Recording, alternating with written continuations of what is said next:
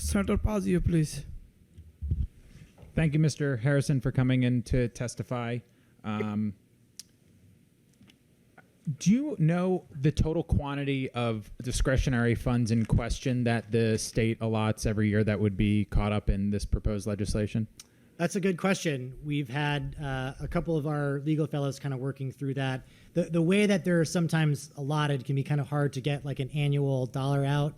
But, you know, realistically, some of these programs are bonded for hundreds of millions of dollars. I mean, we think it's at that scale. We don't think it's tens of millions of dollars. We don't think it's billions of dollars, but certainly in aggregate, it's in the hundreds of millions of dollars. Okay, that's a lot of money.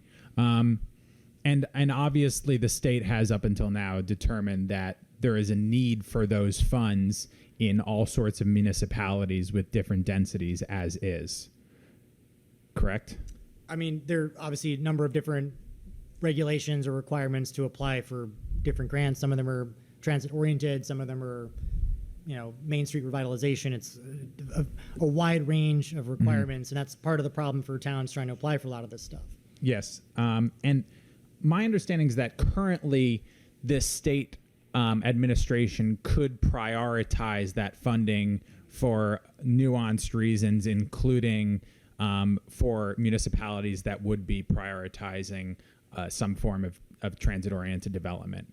Is that your understanding too, that the administration currently would have flexibility to prioritize funds for many different reasons, including accommodations that towns and cities are making for TOD?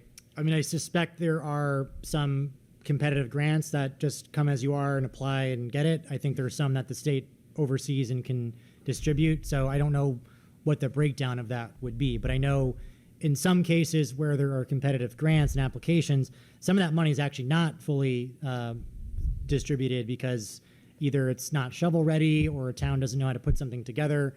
We had we have mentioned Bethel here a couple times already, but one of the anecdotes we've heard is that they did a big TOD district. They rezoned a big sort of light industrial part of their town right across from the Danbury Branch station. And there's a developer that's interested. There's no brownfield remediation. The problem is walking from that plot of land right across the tracks to the train station is like a 2-mile walk around the track. There's no pedestrian crossing. So they have been trying to parse together how to build a pedestrian bridge. They've gotten like UConn grad students to help do this. There isn't exactly the way that the requirements work for some of these grants, an ability for the part-time economic developer in Bethel to like go through all these grants and piece this funding stack together to do that project.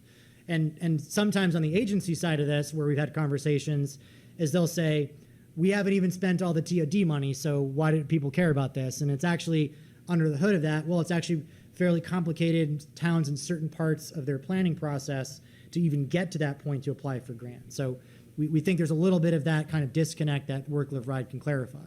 Yeah, and there are clearly a lot of different buckets, and so some of them are going to be more important than others. I mean, I can still imagine, again, you said, I think your terminology was, it wasn't exactly this, but it was basically you have limited resources, so you're economizing. So the state at a certain point could run out of funds for these certain grants, which means the towns that are getting prioritized due to this policy get the grants, those who would not get the grants. But you could also imagine that some of these programs, brownfield remediation, public sewer and water services, there is a significant need for them in a lot of these stressed municipalities, whether or not they are willing to do 20 or 30 units per acre of development.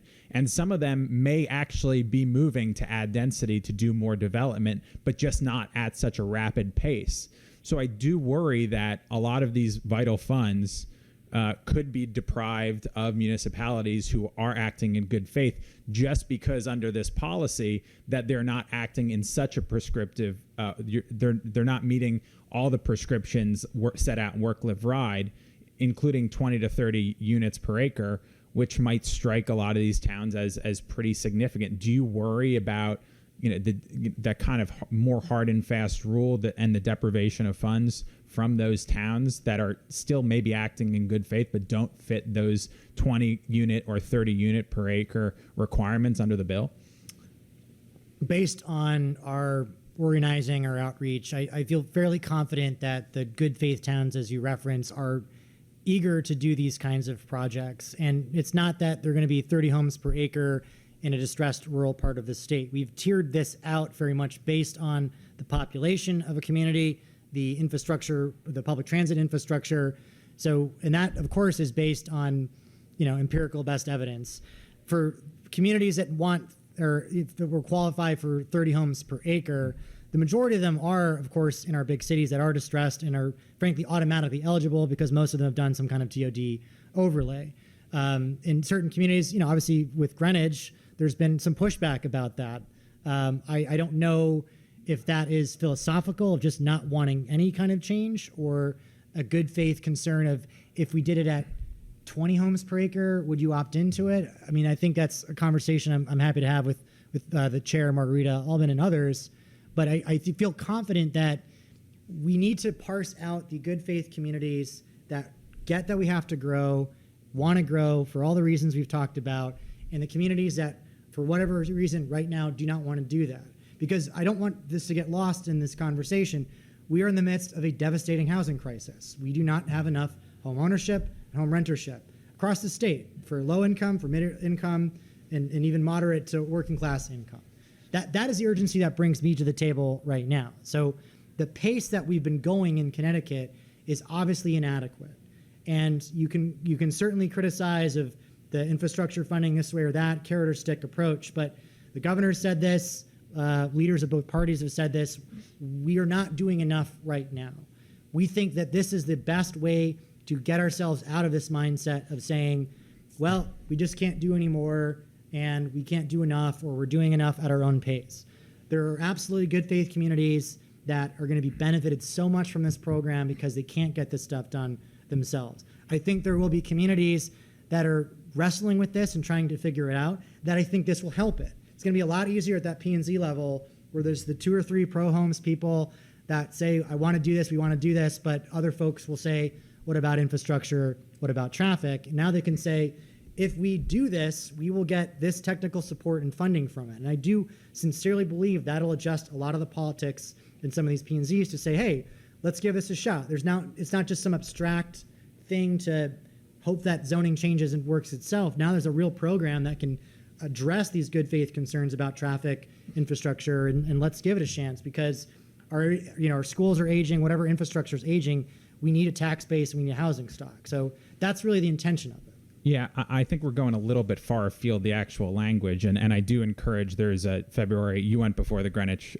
Planning and Zoning Commission on February 22nd, and there's a very, I think, sophisticated colloquy you had with the members of the commission, and I certainly think it indicates that their concerns were more than just philosophical or theoretical. They're very, very specific, and they're very, very thorough and thought out, and I think that is something people can go on YouTube and look at, and it's very interesting. Their expertise is far greater than mine, which is also why I worry about the bill, because it does strike me as very prescriptive, and whether it's 30 units or 20 units, it basically significantly limits the considerations you can have when doing that development. I mean, it is as of right. It is with very, very few limitations. And as you described, you do believe that a lot of municipalities will opt into this, presumably because there are hundreds of millions of dollars of funding that is very important to our municipalities at stake, including for things like water and sewer and brownfield remediation, even though the state administration almost certainly, and I think this is both in the OPM testimony, the Westcog testimony, and others, could already make accommodations and prioritize the funding for municipalities based on their appetite for transit-oriented development or other interests. And that wouldn't have to be a hard line of 20 units per acre or 30 units per acre. It would be more flexible rather than, again, a fairly prescriptive policy of 20 or 30 units. There's also, I would also kind of want to clarify, you did mention that if there were other sort of infrastructure, environmental issues that aren't specifically spelled out in the legislation, that the half-mile radius as of right area could be outside of the immediate area around the transit station. Is that was that? Am I interpreting that correctly? Yeah. So our bill last year really called for a half-mile radius around the station. Yep. That's about 500 acres. We acknowledged even back then that that's probably going to be 25% of that is probably developable. Some will be wetlands, some will be already developed roads, et cetera, et cetera. But what we certainly acknowledged from the experience last year is that there might be a municipal border, there might be a single-family neighborhood that it's kind of lost opportunity to change. So what we wanted to acknowledge by further giving more discretion for local communities to say, because you are the experts and know your community very well, if there's a commercial corridor that's 3/4 of a mile out of the bus station or the train station, we think that should be part of the district, and that would be the opportunity for the P&Z to do so. Yeah, So, and I get that online. I do get that from the bus station on lines 23 to 26, that if it has to be outside of the immediate area around the bus station, that is okay. But I did not see that with regard to the train station, the qualifying rapid transit community. That's correct, Senator. That's not there. That was one of the amendments we put in our testimony. Okay, I appreciate that. Again, some things that we proposed were not in the final bill, and that's definitely one of them. I appreciate that. And how many towns, I've seen different figures, 60, 100, 160. How many towns do you think would be caught up in this requirement under the bill? Caught up? I don't know if I'd use that language. I wouldn't use the word regime as you used in your opening testimony, but I guess we can agree to disagree. Fair enough. So there are 111 towns and cities with some kind of transit, from rapid transit, bus, or rail, down to local bus service, whether it's CT Transit or one of the transit districts. Then there are, and let me just make sure I'm getting a record right, I believe it's 54 transit adjacent communities. 52. So of the three delineations, there are 40 rapid transit communities, 71 transit communities. That's the 111. And then there are these 52 that would be transit adjacent. And again, for that part, that's the 10 ohms per acre around a village center, commercial corridor, or something like that. So it is almost all towns and cities in the state that would be subject to these rules. It would be subject to the regime of work, live, ride. Your words, not mine now. Okay. Listen, I do appreciate your testimony. I appreciate you coming here. There are members of this committee and other committees on both sides of the aisle who also put forward legislation this term that both seeks to protect local input and local control in a way that I think a lot of the local stakeholders like, and do want to move forward towards the goals of more housing supply, more affordable housing as well.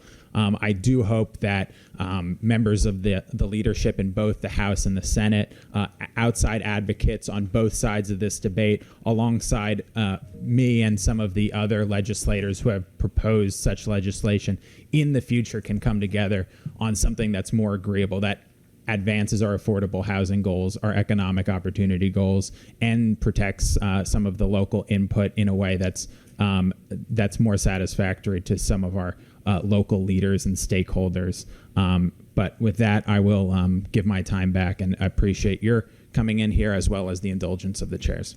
Thank you, Senator. Thank you, Senator.